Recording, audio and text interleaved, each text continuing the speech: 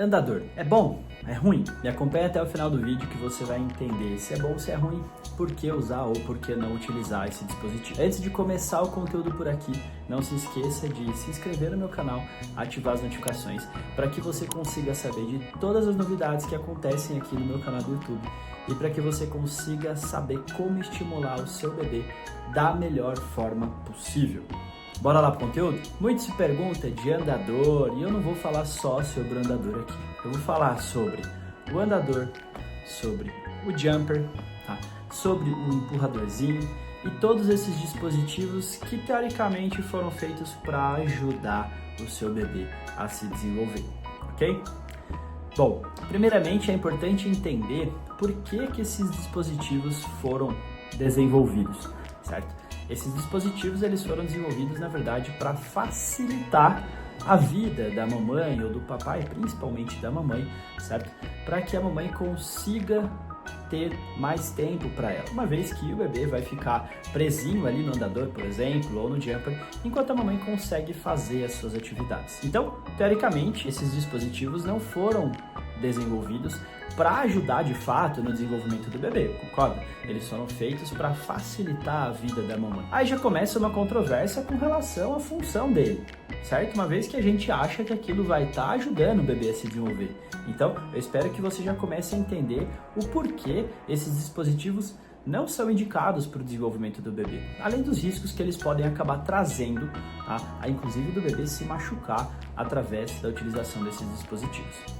Okay? Outra questão que é importante entender, e para você que me segue, aqui no canal a gente comenta muito sobre respeitar as ordens, né, dos marcos do desenvolvimento.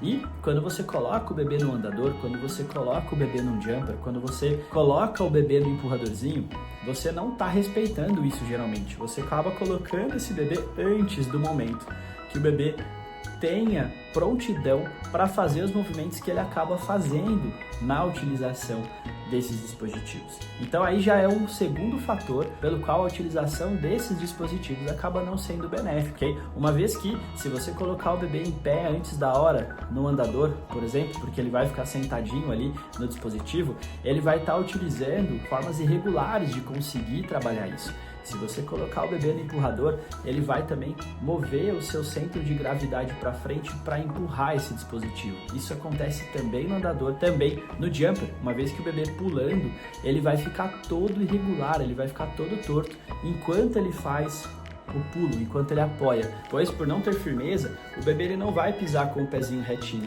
ele vai pisar com o pezinho todo torto e irregular. E isso não é nem um pouco benéfico para que o bebê consiga se desenvolver da melhor forma possível.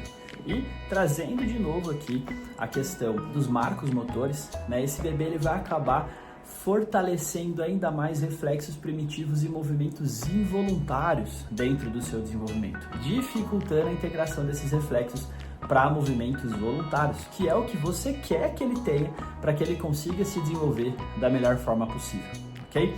Então, prejuízos. Esse bebê ele vai fazer o apoio do andar desta forma e não desta forma, ok? Ele vai pular de forma irregular, com as perninhas todas tortas. Ele não vai conseguir fazer um apoio firme para que ele consiga andar.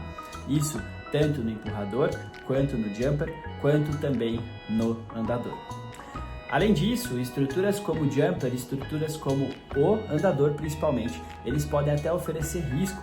Então, se você tem casa com degraus, se você tem casa que tenham elevações e pequenas elevações, o bebê ele pode virar e ele não consegue sair dessas estruturas. Isso pode inclusive machucar o seu bebê. Então, essa questão de segurança, ela não é legal com relação principalmente ao jumper e também principalmente ao andador, ok? Com relação ao empurrador especificamente, se o seu bebê ele faz o centro de gravidade anteriorizado, esse bebê ele vai ser um bebê que vai ter muito mais facilidade para cair e ele vai ter muito mais dificuldade para se equilibrar, uma vez que no vídeo anterior que a gente falou de como estimular o seu bebê a andar de forma segura, esse bebê ele precisa criar equilíbrio sendo estimulado a ele se equilibrar sozinho. Isso vai acontecer na transição em qual ele se apoia nos móveis e consegue colocar o seu pezinho todo no chão.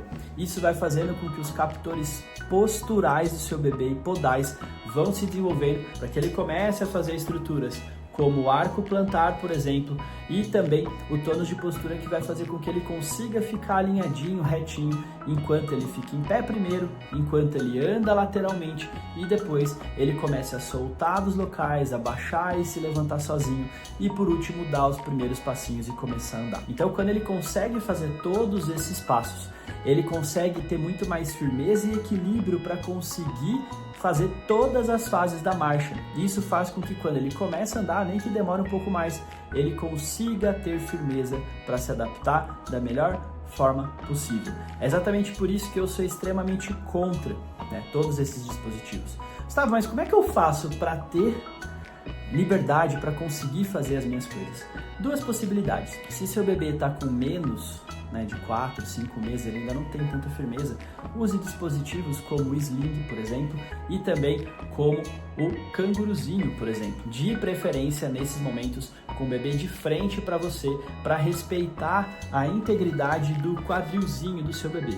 A partir do momento que o bebê consegue ter firmeza de pescoço, ele está sentando com apoio pelo menos, aí você pode começar a deixar o bebê de frente para lá, desde que o canguru tenha esse tipo de apoio aqui, ó, no bumbumzinho. Então isso é importantíssimo, porque daí a descarga de peso não vai ser feita na região inguinal do bebê, e sim na região do bumbumzinho do bebê, que acaba evitando aí riscos como displasia de quadril, desgaste do quadrilzinho do bebê de forma antecipada. Então, essas são duas opções para que você consiga ter liberdade de fazer as atividades suas diárias enquanto você está de licença maternidade, enquanto você está com seu bebê, para bebês de 6 meses para baixo, 4, 5 meses para baixo. E depois disso, Gustavo, o que eu faço?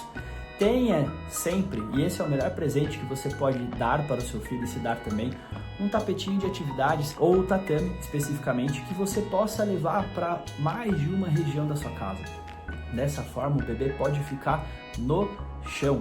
Do chão, o bebê não passa, zero risco de se machucar. O bebê ele vai se estimular e ter liberdade para explorar o ambiente, os brinquedinhos que você ofertar para ele nesse momento. Dessa forma, o bebê vai ganhando cada vez mais confiança para que a parte motora dele evolua da melhor forma possível. Você pode interagir com o teu bebê enquanto você está cozinhando, enquanto você está lendo um livro, enquanto você está tomando um banho, enquanto você está fazendo qualquer atividade, porque do chão o seu bebê não vai passar. Isso é muito importante, tanto pela questão do risco, quanto também para o bebê conseguir explorar o ambiente. É isso que você quer que seu filho faça ao decorrer da vida toda dele. Vai por mim que funciona. Foi exatamente assim que eu trabalhei e que eu fiz com as minhas filhas. Aos finais de semana, cozinhando com a minha esposa, a gente conseguia ter liberdade para trabalhar com elas de uma forma muito legal. Bom, eu espero que você tenha entendido por que não utilizar esses dispositivos, quais são os riscos, o que utilizar de forma específica, Claro, se você quiser se aprofundar mais, a gente tem os vídeos por aqui. Se você quiser, de fato, dar o melhor desenvolvimento para o seu bebê, nós temos a nossa mentoria online, MTA, que é um guia prático para todo o desenvolvimento do seu bebê sobre a minha supervisão. Eu vou estar te guiando mês a mês, dia a dia, dentro do melhor desenvolvimento possível para o seu bebê. Se você quiser entrar e saber mais, é só clicar no link da descrição do vídeo e começar agora mesmo no melhor desenvolvimento para o seu bebê. É um manual de instrução para que você saiba como estimular o seu bebê da melhor forma possível para que ele se desenvolva da melhor forma possível. Eu vou ficando por aqui. Antes de terminar, não se esqueça de se inscrever no meu canal, curtir o vídeo aqui e ativar as notificações. Dessa forma você fica sabendo de todas as novidades que a gente traz por aqui. Um beijo grande, fique com Deus, Deus abençoe você e a sua família. Tchau, tchau!